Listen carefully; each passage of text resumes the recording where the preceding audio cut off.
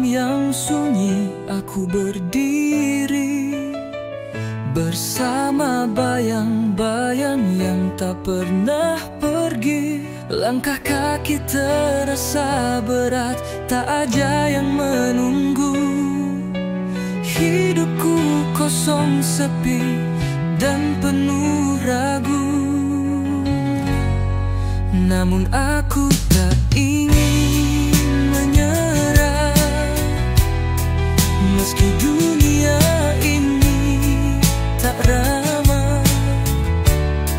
Walau kasih sayang tak pernah datang, aku tetap bertahan, tetap berjalan. Aku anak yatim piatu penuh luka, rintangan datang tanpa henti menghampiri jiwa. Namun aku akan terus berjuang, terus bertahan. Meski tak ada yang peduli, aku akan menemukan cahaya.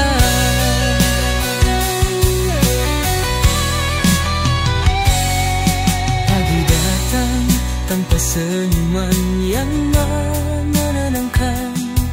Malam datang aku sendiri tanpa perlindungan. Tak ada pelukan, tak ada kata cinta. Namun aku tahu aku harus tetap berdiri.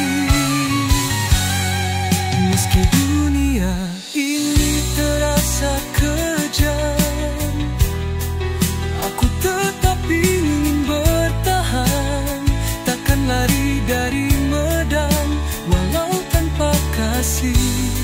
Aku temukan kekuatan dalam diriku, dalam setiap langkah yang ku ambil. Aku anak yatim piatu penuh luka, rintangan datang tanpa henti menghampiri jiwa. Namun aku akan terus berjuang, terus bertahan. Meski tak ada yang peduli, aku akan menemukan cahaya. Dan aku tahu suatu hari nanti ada harapan yang akan datang menanti. Meski tak ada yang menuntun jalan, aku akan temukan arah di dalam diriku sendiri.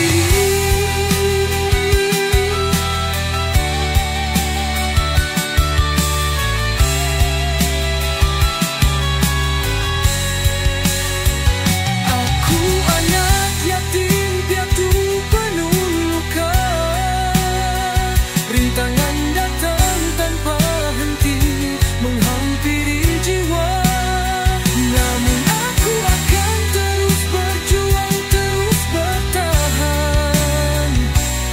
Meski tak ada yang peduli, aku akan